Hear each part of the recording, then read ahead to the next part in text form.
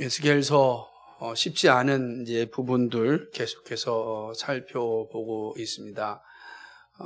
이 예언서이기 때문에 상징도 많고 또 반면에 이스라엘의 그 역사에 대한 이해가 충분히 있어야만 말씀을 잘 이해할 수 있는 부분입니다. 그래서 우리는 잘 이해할 수 없지만 이스라엘 백성들은 이 말이 어떤 의미인지 잘 이해하기도 하는 겁니다.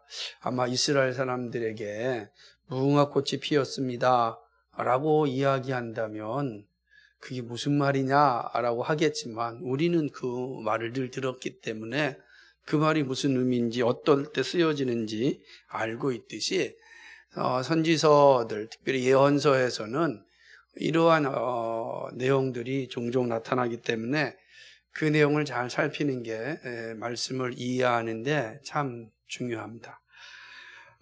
우리 주변에서 쉼없이 들려오는 범죄들에 대해서 하나님께서 즉각적으로 심판하신다면 어떨까? 죄가 멈춰질까요? 아마 효력은 있을 겁니다. 분명히 그 효력은 있을 겁니다. 하지만 우리가 사는 현실은 그렇지 않습니다. 즉각적으로 하나님의 심판이 임하고 있지는 않습니다. 즉각적인 심판도 없고 심판하는 사법적 기관은 있지만 완벽하지 못합니다.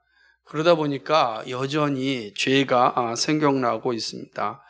우리의 부패한 심령에서 나타나는 죄악된 행위들은 하나님의 심판의 날이 가까울수록 더 심해지고 악해지는 것을 보게 됩니다. 끔찍한 이야기들을 이제는 이게 소통되는 뉴스를 통하여서 접하게 될 때 과연 인간이 이렇게까지 잔인하고 좀 타락하고 죄를 지을 수 있을까 하는 소식도 이제 듣게 됩니다. 그럴 때 여러분 마음은 어떻습니까? 불편할 겁니다. 때때로는 하나님 저런 사람은 적극적으로 심판해서 데려가시면 참 좋겠는데 왜 저렇게 남겨주셔가지고 불안하게 살게 합니까? 가끔씩 여러분 가정에도 여성가족부에서 날라오는 그 편지를 볼 때 그런 생각하지 않습니까? 이런 사람들 때문에 내가 사는 동네에서 불안하게 걸어 다녀야 하다니 하나님 즉각적으로 데려간다면 이러한 일들은 생기지 않지 않을까요? 이렇게 생각도 할 수 있으리라 생각을 합니다. 하지만 현실은 그렇지 않죠. 여전히 죄가 우리 주변에 생겨나고 있고 죄로 인하여서 또 고통받는 이들도 수없이 있는 것을 이제 보게 됩니다. 이러한 시대에 심판의 말씀은 도대체 어떤 의미가 있을까요? 즉각적으로 심판이 임하지도 않는데 하나님께서 심판을 말씀하신다고요. 그러니 여기에 이제 괴리가 생기는 거잖아요. 그때 도대체 그 심판은 무엇입니까? 정말 심판이 일어나는 겁니까? 이렇게 질문할 수 있고, 아니 일어나지도 않는 심판을 끊임없이 우리가 들어야 될 또 이유가 무엇입니까? 이렇게 질문할 수도 있는 겁니다.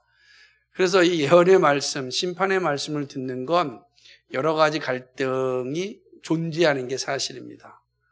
그러나 하나님께서 이 말씀을 우리에게 남겨주신 이유가 분명히 있습니다.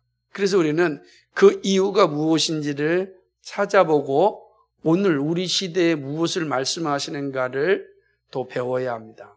오늘 그런 의미에서 오늘 이 에스겔 7장도 이 이스라엘 BC 500년에 있었던 그 500년경에 있었던 그러한 심판의 메시지지만 21세기를 살아가는 우리들에게도 동일하게 하나님의 음성으로 우리가 들을 수 있어야 합니다. 에스겔 선지자의 말씀은 범죄하여 나라를 이방에 빼앗기는 상황 속에서 주어진 말씀입니다. 하나님은 선지자를 통하여 이스라엘을 향한 심판을 말씀하고 있습니다. 7장 오늘 본문은 세 부분으로 이렇게 나눌 수가 있습니다. 1절로부터 9절까지 그리고 10절로부터 24절까지, 그리고 25절로부터 27절까지 이 세 부분을 나눌 수 있습니다. 그래서 이 세 부분을 통해서 이 본문이 어떤 내용을 가지고 있는지 좀 자세히 살펴보고 그것이 우리에게 어떤 의미가 있는지 생각해 보고자 합니다. 그리고 우리는 어떻게 살아야 할지 함께 나누고자 하는 것입니다. 첫 번째 부분, 1절로부터 9절까지 주어진 말씀은 이스라엘의 종말, 이스라엘을 향한 하나님의 심판의 메시지입니다. 하나님은 이스라엘 땅에 끝이 왔다고 선언합니다. 끝이 왔다.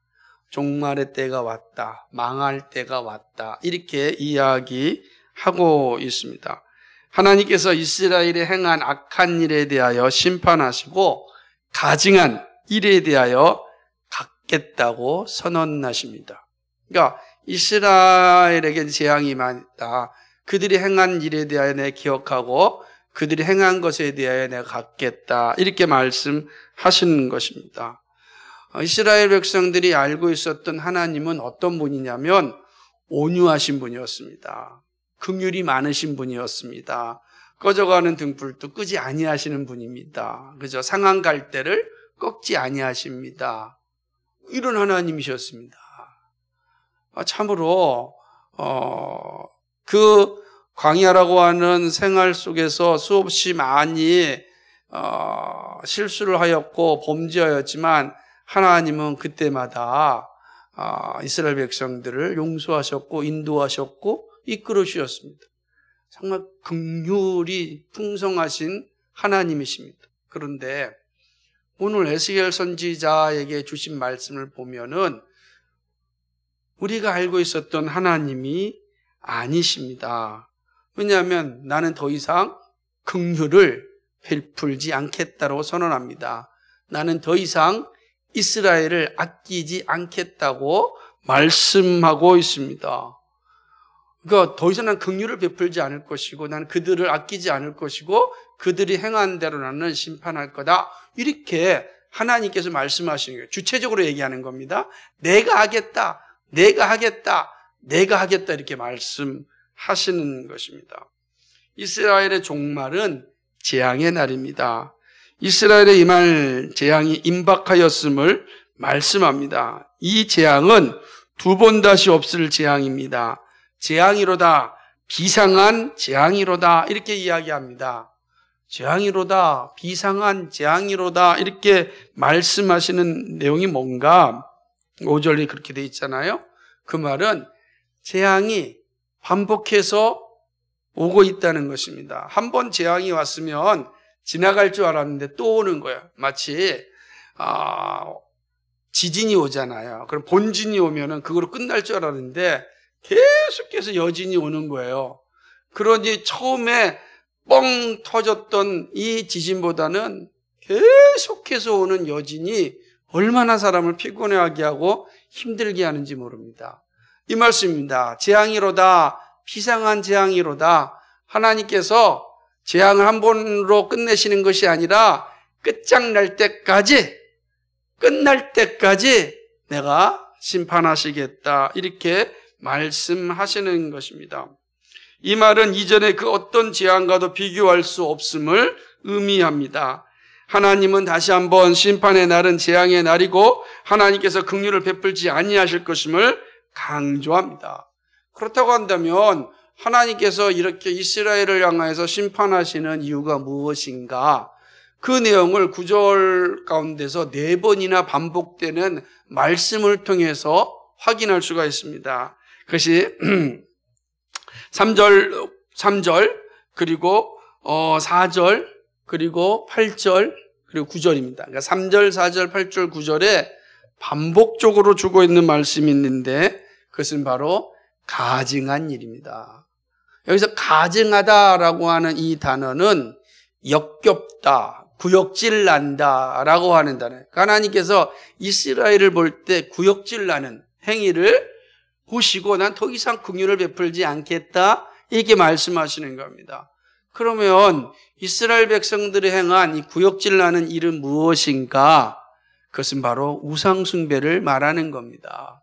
그러니까 이스라엘 백성들이 행한 그 우상숭배, 그 우상숭배에 대하여 하나님께서 그렇게 말씀하셨고, 우상을 버려라, 신전을 버려라, 오직 하나님만을 섬겨라, 나 외에는 다른 신을 섬기면 안 된다, 끊임없이 말씀하였음에도 불구하고 이스라엘 백성들은 우상을 끊임없이 섬겼습니다. 말해도 듣지 않으니까 하나님께서 그 행위를 보시고 가증하게 여기신 거죠. 역겹게 여기신 겁니다. 그리고 그 우상 숭배에 대하여 하나님께서 말씀하신 대로 철저하게 심판하시는 것입니다. 하나님은 이러한 심판을 통해서 하나님이 어떤 존재인지를 이스라엘에게 분명하게 보여주십니다. 하나님은 공의로운 심판자이시다. 죄에 대해서 반드시 심판하시는 분이시다. 이 사실을 이스라엘에게 아주 그냥 그들의 심장 가운데 콱 박히게 하시는 것입니다. 이거 첫 번째 부분입니다. 두 번째 부분입니다. 두 번째 부분은 10절로부터 24절까지 말씀입니다. 우리가 읽었지만 한번 읽음으로 이 말씀이 온전히 이해될 수는 없습니다. 그러나 이 부분에는 이스라엘의 임할 재앙이 어떻게 이루어지고 그 무엇도 심판을 막을 수 없음을 말씀하고 있습니다. 다시 말하면은 이스라엘에는 이제 소망이 없다라는 선언입니다. 10절에서 그 날을 볼 것을 말씀합니다. 그 날이 임박하였습니다. 볼지어다 그 날이로다. 볼지어다 임박하였도다. 정한 재앙이 이르렀다. 이렇게 말씀합니다. 정한 재앙, 하나님께서 말씀하신 그 재앙, 그 심판이 이르렀다. 이렇게 말씀하십니다. 그러면서 말하기를 몽둥이가 꽃피며 교만이 싹이 났다라고 이야기하는 것입니다. 몽둥이가 꽃을 피고 교만이 싹이 났다. 이게 무슨 의미일까요? 사실 이 말은 하나님의 심판을 선언하는 것입니다. 몽둥이는 바벨론 제국을 의미하는 것입니다. 그러니까 바벨론 제국, 몽둥이에 꽃을 펴서 살아난 거 아니겠어요? 그러므로 이스라엘을 몽둥이 바벨론이 심판할 거다라는 사실을 이야기하고 있는 것입니다. 왜냐하면 예레미야서 50장 23절을 보게 되면 예레미야 선지자가 이 바벨론을 향하여 어떻게 표현하고 있냐면 온 세계의 방마기가 어찌 그리 꺾여 부서졌는고 바벨론이 어찌 그리 열방 중에 황무지가 되었는고 라고 하면서 바벨론을 지칭하는 표현으로서 방망이, 몽둥이를 사용합니다. 그러니까 바벨론이 어디냐? 몽둥이에요. 그 몽둥이를 얘기하는 거죠. 이스라엘이 이 바벨론에 의하여 두들겨 맞을 것을 의미하는 것입니다. 그런데 11절을 보게 되면 이렇게 이야기하고 있습니다. 포악이 일어나서 죄악의 몽둥이가 되었은즉 이렇게 표현하고 있는 것입니다. 그들도 그 무리도 그 재물도 하나도 남지 아니하고 그 중에 아름다운 것도 없어지리로다 이렇게 말씀하고 있습니다. 여기 보면 포악은 뭐냐? 폭력이에요. 폭력이 일어나서 죄악의 몽둥이가 되었다 이렇게 이야기하는 내용입니다. 도대체 이 말이 어떤 의미가 있는 것인가? 왜 그러냐면 앞에서 몽둥이에 싹이 나는데 여기는 죄악의 몽둥이다 이렇게 표현하고 있기 때문에 그렇습니다. 그러니까 우리가 이 말씀은 앞서서 말씀드렸듯이 우리는 잘 이해할 수 없는 그런 문화적인 이야기입니다. 근데 이스라엘 백성들은 이 이야기를 잘 알고 있었어요.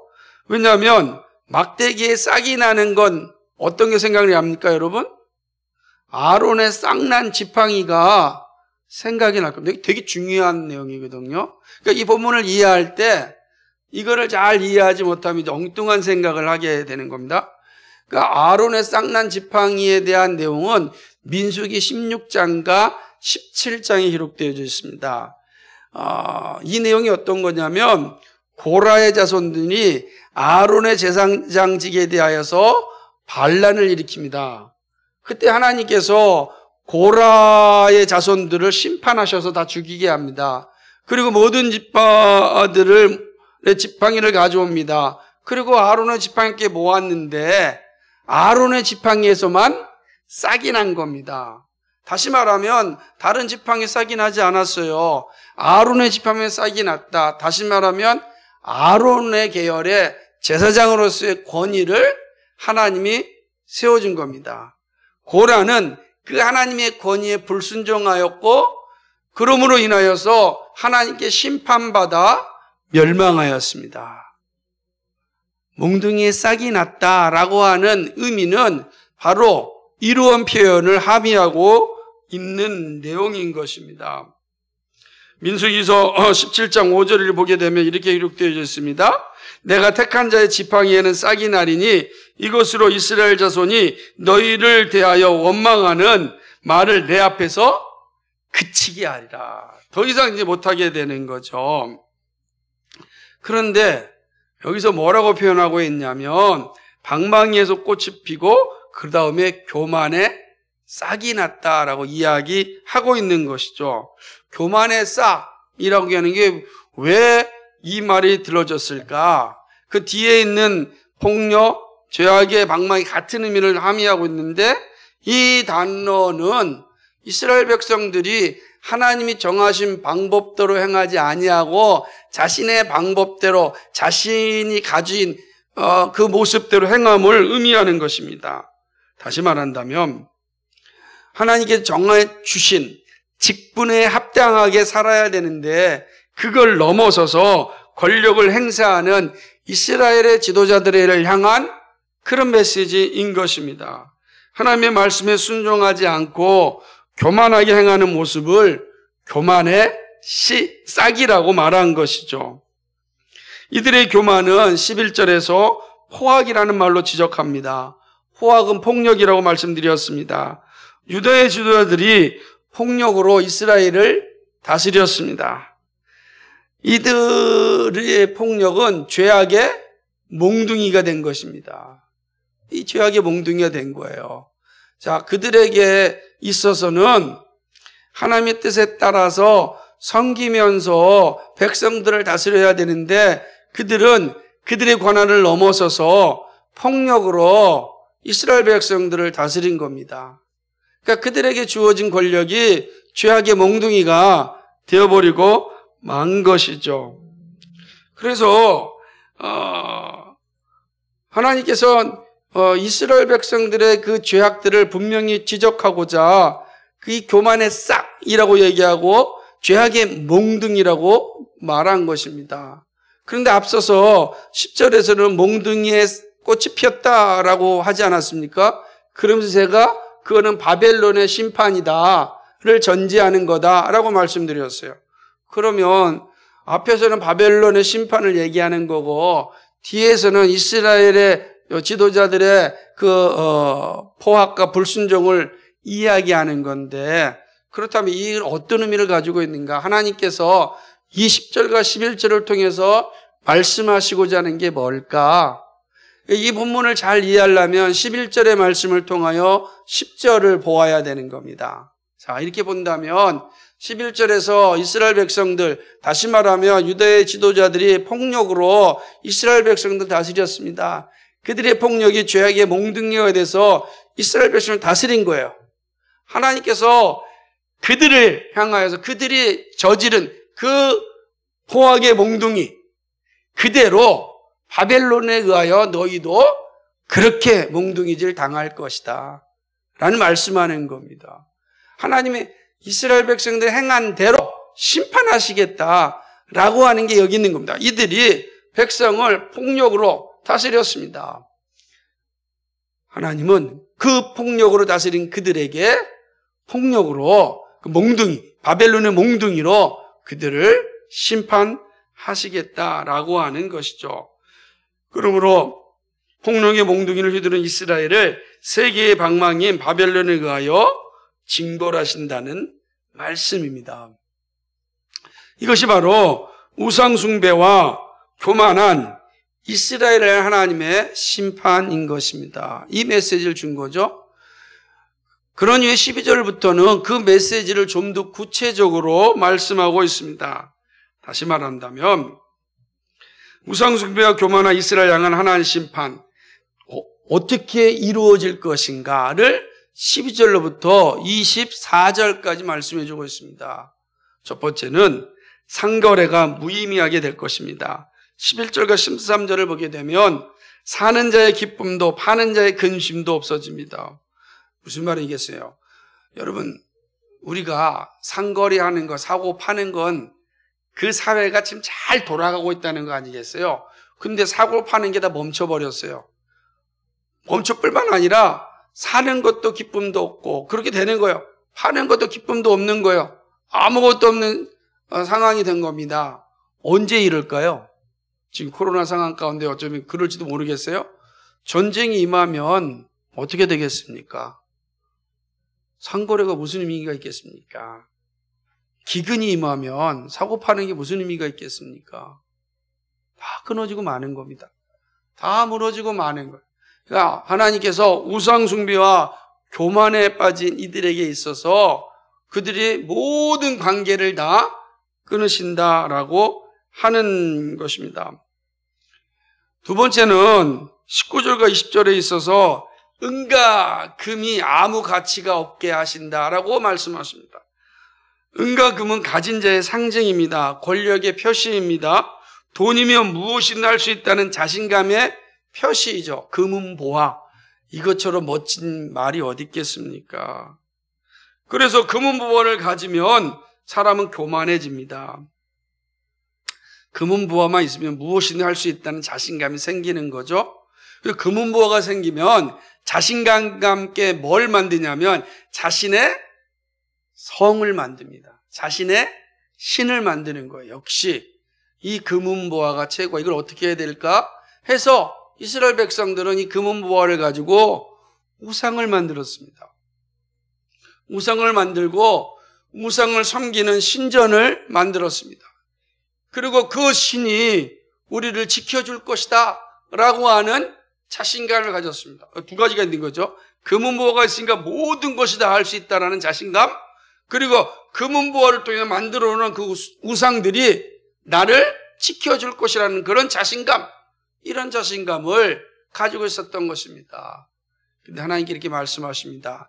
너희들이 가졌던 그 모든 자신감들 아무 쓸모 없이 될 것이다 라고 이야기하는 것입니다. 그 모든 보석들이 오물이 될 것이다. 쓰레기가 될 것이다. 여러분, 전쟁이 일어나서 사람이 죽어가고 있는데 지금 금은 보화가 무슨 의미가 있겠습니까? 그걸 말씀하는 것이죠. 하나님의 심판 앞에 금은 보화는 쓰레기에 불과합니다. 재물이 마음을 만족하게 하지 못합니다. 심판이 임하면 모든 것은 휴지 조각에 불과하는 것입니다. 14절부터 18절, 21절과 24절은 앞선 11절과 13절에 대한 내용을 보충해주고 21절과 24절은 19절과 20절 말씀을 보충해주는 거예요. 이렇게 말씀드리는 건 사실은 두 가지 내용이 다 같은 의미를 가지고 있는데 그거를 한꺼번에 지금 제가 말씀드리고자 하는 겁니다. 칼과 기근과 온욕이 임할 때 상거래가 아무 의미가 없다라는 겁니다. 먹을 것이 없는데 생각해 보세요. 이렇게 기록되어 있습니다. 7장에 한번 볼까요? 15절 같이 읽어보겠습니다. 시작. 밖에는 칼이 있고 안에는 온욕과 기근이 있어서 밭에 있는 자는 칼에 죽을 것이요 성읍에 있는 자는 기근과 온욕에 망할 것이며. 이런데 뭐 언제 여기서 상거래 하겠습니까? 그죠? 사고 파는 일이 있겠어요. 이 사고 파는 데는 땅을 또 주고 사고 파는 거란 말이에요. 땅을 사고 파는 거. 그 하나님이 신 땅을 사고 파는 거 이게 무슨 의미가 있겠어요? 죽어가는데 온욕이 있고 기근이 있어 칼로 죽어가는데 그 심판이 임하면 그들이 기대하였던 땅을 가지고 기뻐하였던 그 모든 것들이 다 의미가 없다는 거예요. 그죠? 땅을 가지고 있는 그 즐거움 아무 의미가 없다라고 이야기하는 것입니다. 아무리 금은 보화가 많다고 하더라도 악인들에게 약탈당한다면 무슨 의미가 있겠습니까? 그죠? 금은 보화가 되게 많았어요. 근데 와가지고 악인들이 다 약탈해 갑니다. 그럼 무슨 의미가 있겠습니까? 아무 의미가 없는 것입니다. 19절 한번 읽어볼까요? 시작. 그들이 그 은을 거리에 던지며 그 금을 오해물같이 여기리니 이는 여호와 내가 진노를 베푸는 날에 그 은과 금이 능히 그들을 건지지 못하며 능히 그 심령을 족하게 하거나 그 창자를 채우지 못하고 오직 죄악에 빠지는 것이 됨이로다. 아멘. 생각해보세요. 심령, 창자. 이거는 사람이 가지고 있는 욕망을 아직 잘 표현하는 거죠. 우리의 심령에 금은 재물로 가득 채우고 창자마다 다 금과 은을 채운다고요. 얼마나 좋겠습니까? 우리 이 창자에 우리 소장 대장에 다 금은이 다 채워져 있다고 생각해 보세요. 행복하십니까? 없는 사람 입장에서 행복하겠죠. 그 무슨 의미가 있겠냐? 그것이 다 뭐가 된다고요? 오물이 된다. 다 쓰레기가 된다. 이렇게 말씀하는 것입니다. 하나님께서 얼굴을 돌이키시면 은금으로 만들었던 거룩한 성전이 무슨 의미가 있겠는가 말씀하는 것입니다. 하나님이 거하시지 않는 성전은 아무 쓸모가 없습니다. 그런데 이스라엘은 화려하게 우상을 섬기는 신전을 만들었습니다.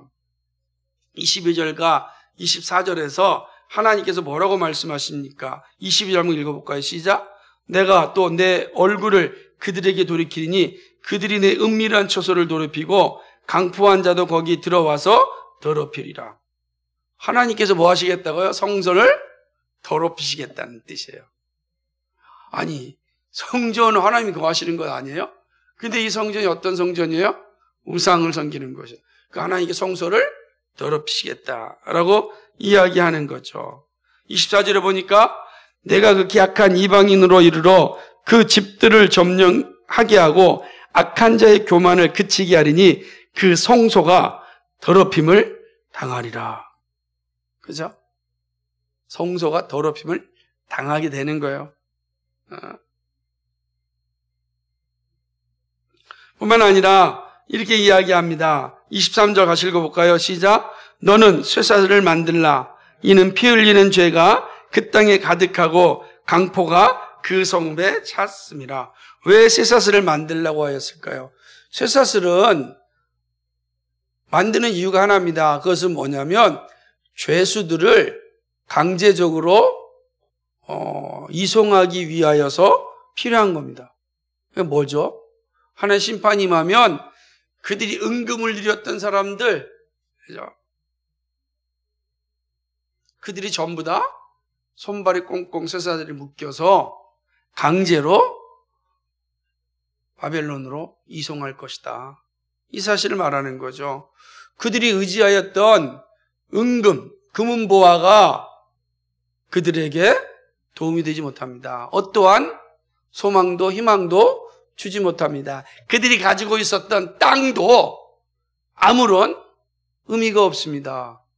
다 사라지는 겁니다. 사람들은 그런 것들이 땅과 금은보화가 자신들을 보호해주고 자신의 삶을 지켜줄 것 같다고 생각하였을 것입니다. 근데 하나님께서 말씀하십니다. 심판 때에 그 모든 것이 무슨 의미가 있겠는가?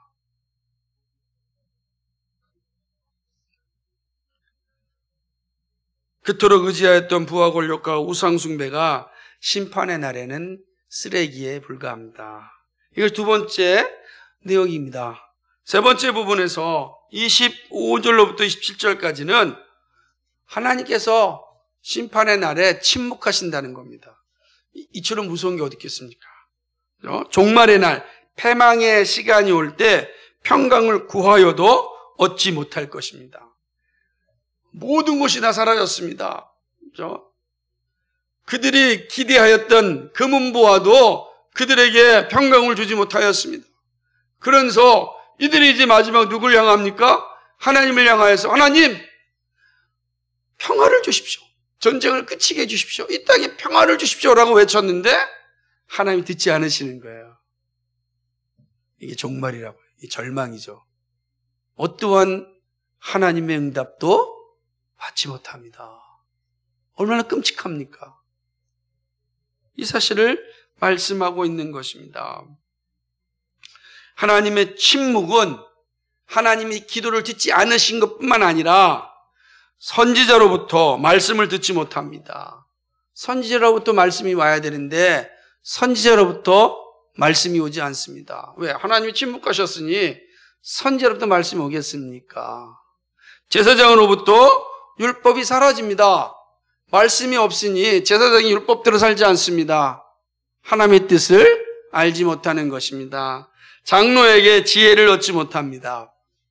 장로들, 어른들이란 말이에요. 그들은 다음 세대를 위하여서 어떻게 살아야 할지 영적인 지혜를 남겨주는 사람들이에요. 그죠? 백발이라고 할 땐 지혜로움을 표현하는 거잖아요. 근데 백발의 지혜가 사라지는 거예요. 더 이상 백발의 지혜를 얻지 못합니다. 젊은 세대들이 어디 가서 자신의 문제를 가지고 토론할 수 있겠습니까? 지혜를 얻을 수 있겠습니까? 없는 거예요. 여러분, 정말 이처럼 끔찍한 게 어디 있어요? 선생이 없어졌다고요. 사라진 거예요. 이게 심판 표현하는 겁니다. 하나님의 말씀이 들려주지 않으니까 선지자로부터 말씀을 듣지 못하고 제사장에서 율법이 사라지고 장로들에게 지혜를 얻지 못합니다. 깜깜하지 않습니까? 깜깜하죠. 이게 심판입니다. 어디에서도 피할 길을 얻지 못합니다. 우상숭배와 물질숭배와 교만에 빠져있는 이들에 대한 심판은 참으로 무서운 것입니다. 이제 왕이 애통하고 방백이 놀라고 국민이 손을 떱니다. 이 무서워서 어쩔지 모르는 그 모습이죠. 무서움의 극도에 빠져있는 모습입니다. 왕과 방백들과 그리고 국민들이 그 두려움 가운데 빠져서 슬피 울고만 있을 뿐입니다. 그런데 하나님께서 이렇게 애통하고 있고 놀라고 있고 떨고 있는 백성들을 향하여 뭐라고 말씀하십니까? 우리 27절 말씀 같이 읽어볼까요? 시작. 왕은 애통하고 방백은 놀람을 온 입듯하며 거민의 손은 떨리리라. 내가 그 행위대로 그들에게 갚고 그 죄악대로 그들을 국문한즉 그들이 나를 여호와인 줄 알리라. 아멘. 하나님께서 뭘 얘기하나? 얘기하는 것입니다. 내가 그 행위대로 그들에게 갚겠다. 그 죄악대로 그들을 심판하겠다. 아무리 그들이 떨고 울고 애곡해도 하나님이 듣지 않으시고 심판하시겠다는 거예요. 이들이 행한 우상 숭배를 향하여서 하나님의 심판이 명백하게 선포된 것입니다. 이스라엘 즉 유다를 향한 하나님의 심판의 메시지는 분명합니다. 우상 숭배와 물질 숭배와 폭력적 다스림에 대한 하나님의 심판은 그들이 행하신 대로, 그들이 행한 대로 갚으시겠다는 것입니다. 여러분, 이 말씀을 잘 기억해야 됩니다. 우리는 지금 놀라운 말씀을 듣고 있는 것입니다. 왜냐하면 이스라엘을 향한 선포된 말씀이 현재를 사는 우리들에게도 동일한 교훈을 주고 있기 때문에 그렇습니다. 오늘 우리는 이스라엘처럼 나라가 빼앗기는 그런 심판의 자리에 있지는 않습니다. 그러나 하나님께서 종말의 때를 살아가는 성도들에게 주시는 하나님의 말씀은 동일하기 때문에 그렇습니다. 이스라엘도 종말의 때 종말이 왜 왔는지, 종말을 피할 수 없는 근거가 무엇인지를 말씀해 주고 있습니다. 오늘 우리도 종말의 때를 살고 있습니다. 종말의 때를 살고 있는 우리들이 어떻게 살아야 할지 오늘 이 에스겔 7장은 우리에게 매우 중요한 교훈을 주고 있습니다. 첫 번째는요, 하나님의 공의로운 심판은 반드시 임한다는 사실을 확인해야 됩니다. 하나님은 선지자를 통하여 심판이 임할 때 얼마나 철저하게 행하시는지를 말씀합니다. 누구도 그 하나님의 심판을 피할 수가 없습니다. 누구도 그 하나님의 심판에 저항할 수 없습니다. 하나님의 판결 앞에 복종하는 것 외에는 없습니다. 하나님 심판이 임하면 저항할 수도 없어요. 그 심판 앞에 복종하는 것 외에는 아무 길이 없는 것입니다. 하나님의 심판이 공의로운 것은 나보다 나를 더 잘 아시기 때문입니다. 여러분 자신이요, 여러분을 속일 수 있습니다. 내가 다른 사람을 속이는 거 얼마든지 가능하죠. 근데 여러분이 여러분 자신을 속이기도 합니다. 그래 살아가요. 그런데 하나님은 속일 수가 없습니다. 이게 명확한 겁니다. 너가 너 자신을 속이고 다른 사람을 속였을지 모르지만 하나님을 속일 수 없다. 그러므로 하나님의 심판 앞에 섰을 때 저항할 수 없고 복종하는 것 외에는 아무것도 없다라는 것을 의미하는 것입니다. 그래서 그때 행해지는 모든 심판은 참으로 공의로운 거죠. 그렇죠? 우리가 공의로운 판단 앞에서는 사실은 입을 다물 수밖에 없어요. 사실이니까. 사실이 아니면 막 싸우려고 하지만 사실이면 입을 다문 겁니다. 자신에 있는 것들이 다 모든 사람이 보이도록 드러낸다고 한다면 사람들이 거짓말을 안 해요. 드러나지 않으니까 막 거짓말합니다. 예외가 없어요, 거기에는. 근데 하나님 앞에서는 이게 다 드러나죠. 그럼 더 이상 거짓말할 길이 없는 거예요. 그리고 그 거짓말할 수 없는 상황 가운데 하나님이 행하시는 심판은 오로지 복종밖에 없는 겁니다. 그대로 받는 거죠. 그 사실을 보여주는 것입니다. 지금 당장 우리 눈에 보이지 않고 잡히지도 않지만 우리 모두가 하나님 앞에 서게 됩니다. 그것이 히브리서 9장 27절 말씀입니다. 여기에는 누구도 예외가 없습니다. 이 땅에서는 사법기관이 오판도 하고 장난도 치고 정치적 타협도 할 수 있습니다. 하지만 하나님의 마지막 심판 때에서는 오직 공의만이 존재합니다. 그래서 공정이라는 단어는 오직 하나님만이 하실 수 있는 용어예요. 인간은 공정이라는 단어를 쓰기에 너무 악합니다. 너무 악해요. 그죠?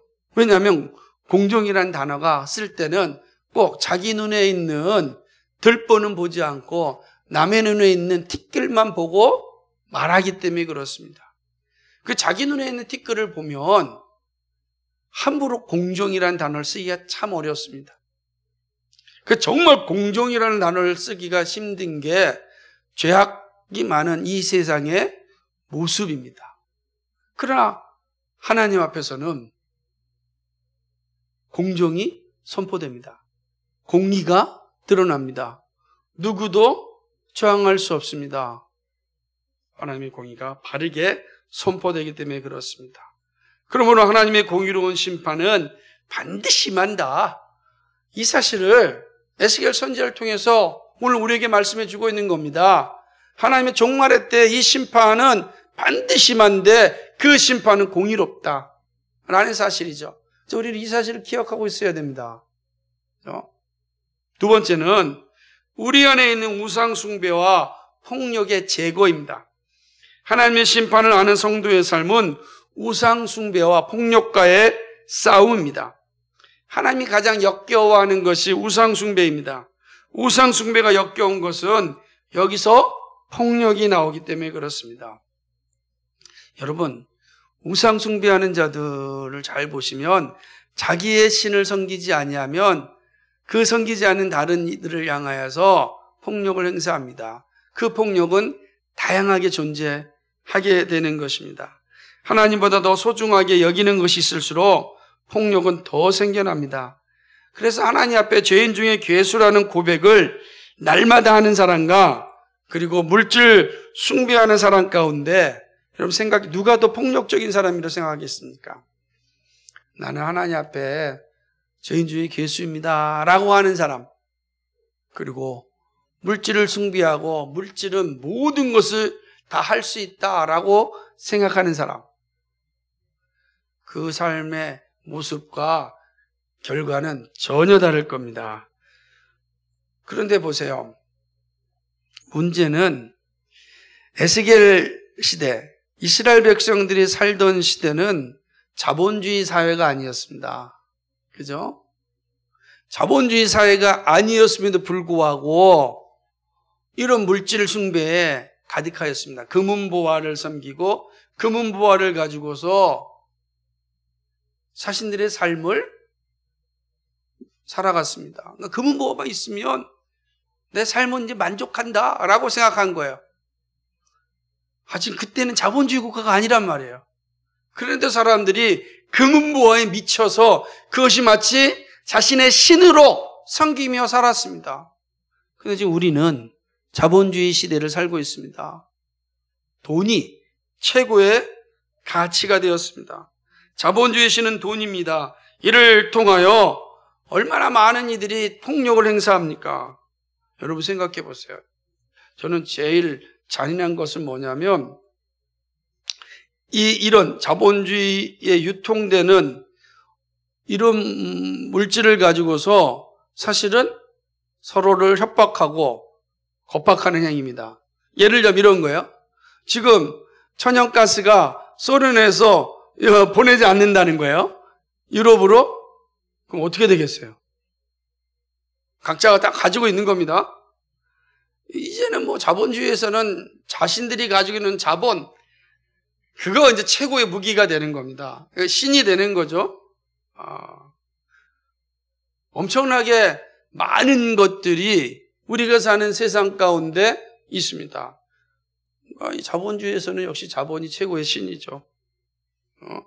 이를 통하여 전쟁을 일으키고 폭력을 행사하는 것을 보게 되는 것입니다.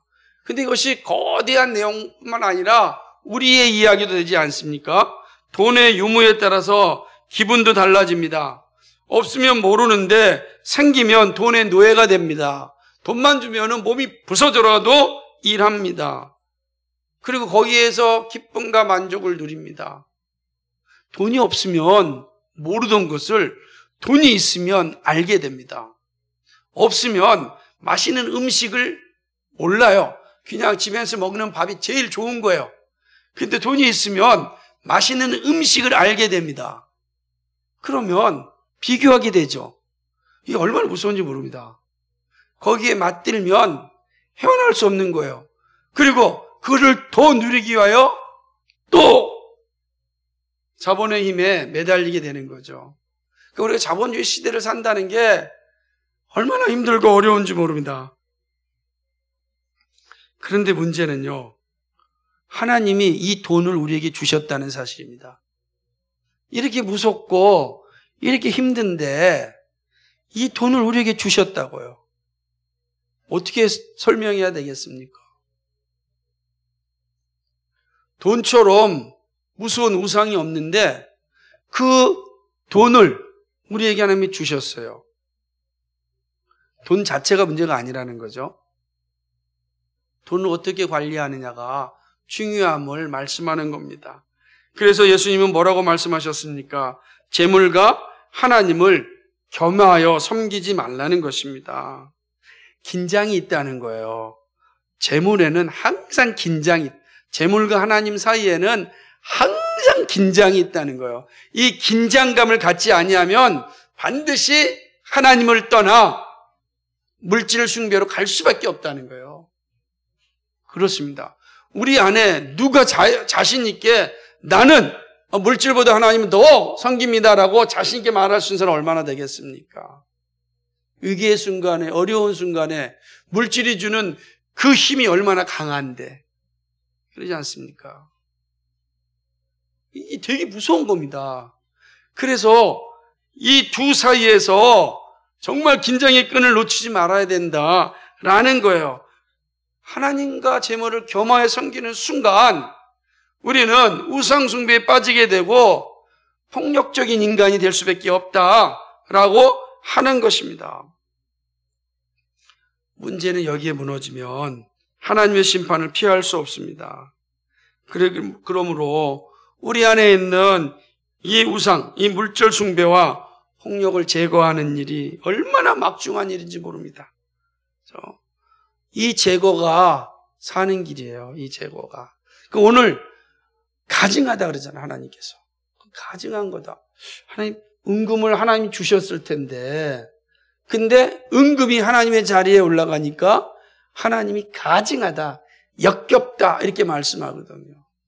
그러니까 이게 얼마나 어렵고 힘든 일인지 보여주는 거죠. 그러니까 이 사실을 기억하며 살 때 우리가 심판의 때에 하나님께 긍휼을 얻을 수가 있는 것입니다.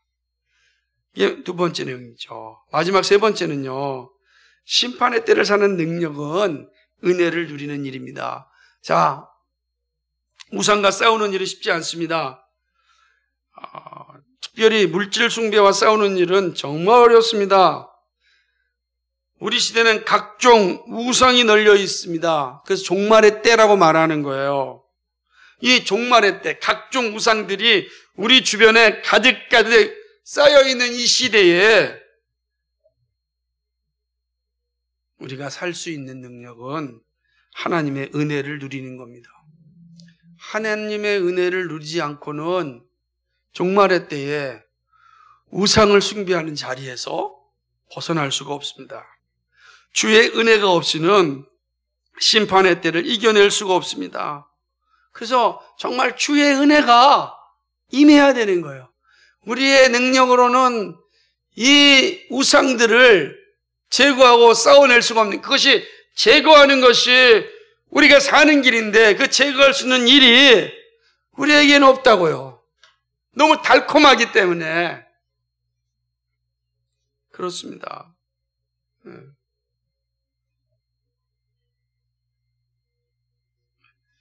주의 은혜가 필요한 것이죠. 그 훈련이 되지 않으면 심판의 날은 끔찍하게 됩니다. 주의 은혜는 말씀으로 새롭게 됨을 의미합니다. 말씀이 주는 대로 살고 회개의 자리에 날마다 서면서 순종하는 삶을 사는 겁니다. 여러분, 이게 잘 기억하셔야 돼요. 은혜 때 사는 것은 말씀이 주는 대로 받고 살아야 돼요. 그리고 그 말씀이 우리에게 회개를 명령할 때에 즉각적으로 회개하는 자리에 서야 됩니다. 오늘 말씀에 이런 표현이 있어요. 한번 7장 18절 한번 읽어볼까요? 시작. 그들이 굵은 배로 허리를 묶을 것이요 두려움이 그들을 덮을 것이요 모든 얼굴에는 수치가 있고 모든 머리는 대머리가 될 것이며. 여기 보면 그들이 굵은 배로 허리를 묶을 것이요, 회개하라는 거예요. 그런데 지금 이스라엘 백성들 심판을 맞이하였잖아요. 그럼 뭐 했다는 거예요? 회개하지 않았다는 거예요. 굵은 배로 허리를 묶어야 되는데 이들이 묶지 않았어요. 심판의 때가 왔을 때 우리가 할 일은 정말 회개하는 겁니다. 하나님, 제가 싸워 졌습니다. 도와주십시오. 하나님, 싸워 이길 수 있게 해주셔서 감사합니다. 이게 중요한 거죠. 우리는 지식에까지 새롭게 된 존재입니다. 이 말씀을 잘 이해해야 됩니다. 골로새서에 있는 말씀처럼, 3장 10절 말씀처럼 우리는 지식에까지 새롭게 된 존재예요. 다시 말하면 우리는 하나님의 말씀을 이해할 수 있는 존재가 되었다는 사실입니다. 말씀이 가리키는 삶을 사는 것이 중요합니다. 옛사람의 방식이 아닌 새사람의 방식으로 살아야 합니다. 골로새 교회에 보냈던 말씀처럼 새사람을 입은 사람, 택하심을 입은 사람에 합당하게 살아야 합니다. 이것이 심판의 때를 견디게 하는 겁니다. 여러분, 제가 이 말씀 더 덧붙이지 않는 것은 오늘 보내드린 큐티 말씀을 잘 생각해 보십시오. 우리는 새 사람이 되었습니다. 택함받은 사람입니다. 핵심이 뭐죠? 주의 은혜를 누리는 거예요. 그것이 심판의 때, 종말의 때를 사는 능력입니다. 다른 게 없어요. 성령이 우리 말씀으로 우리 안에 거할 때 그 말씀이 우리를 능력 있는 삶을 살도록 인도해 주십니다. 우리가 실수할 때 회개의 자리에 서게 합니다. 가장 중요한 건 우리가 실패했을 때 회개의 자리에 서는 거예요. 여러분, 회개의 자리가 없으면 심판밖에 없어요. 심판을 이기는 길은 회개밖에 없다고요. 여러분 어떻게 회개하십니까? 아무 생각 없이 사시면 안 됩니다. 그렇죠? 이것이 우리로 하여금 심판의 때를 견디게 하는 겁니다. 말씀을 맺습니다. 우리는 지금 종말의 때를 살고 있습니다. 아직 마지막 날이 오지 않았습니다. 아직 회개할 기회가 있고 은혜를 누릴 시간이 있습니다. 그리고 우리 손에 말씀이 있습니다. 하나님의 말씀을 들을 수 있는 기회를 소중히 여기시기 바랍니다. 회개할 수 있는 시간을 소중히 여기시기 바랍니다. 한 귀로 듣고 한 귀로 흐르지 마시고 말씀을 받고 내 영이 회개의 자리에 서게 한다면 회개하셔야 돼요. 그리고 다시금 주의 영이 나를 인도하여 이 종말의 때에 우상 숭배와 싸우고 폭력적인 삶과 싸우고 하나님을 영원롭게 하는 삶의 자리에 서게 해달라고 간구해야 됩니다. 그것만이 이 마지막 때를 살 수 있는 능력입니다. 이런 은혜가 우리 가운데 있기를 주님의 이름으로 축복합니다. 거룩하시고 자비하신 아버지 하나님, 에스겔 선지자를 통하여서 이스라엘 백성들을 주신 심판의 메시지를 들었습니다. 이스라엘 백성들이 맡은 심판은 역사 속에서 그들에게 이루어졌지만 동시에 구속사 가운데 이루어진 종말의 심판은 아직 임하지 않았습니다. 우리는 그 마지막 심판을 향하여 종말의 때를 살고 있습니다. 어떻게 살아야 할 것인지 오늘 말씀을 통해 생각해 봅니다. 하나님의 심판이 올 때는 하나님의 공의가 온전히 선포될 것입니다. 도망갈 수도 없고 피할 수도 없습니다. 그 심판대 앞에 누구나 다 서게 될 것입니다. 하나님, 그 심판대 앞에 설 때 슬피 울며 이를 가는 자가 되지 않는 길은 하나님, 우리가 우리 안에 우상 숭배와 온갖 폭력을 제거하는 일입니다. 그 일은 이 땅에서 하나님의 말씀을 듣고 말씀이 가르치는 대로 순종하고 회개의 자리에 서고 또 성령을 의지하고 끝까지 주의 나라를 바라보며 사는 겁니다. 하나님, 2021년을 그렇게 지켜주셔서 고맙습니다. 2022년도 하나님 이 믿음으로 이겨낼 수 있도록 도와주옵소서. 그래야 주님께 영광 돌리고 주님 주시는 은혜를 충만히 받아 누리는 우리 모두가 되게 하여 주옵소서. 예수 그리스도의 받들어 기도하옵나이다. 아멘.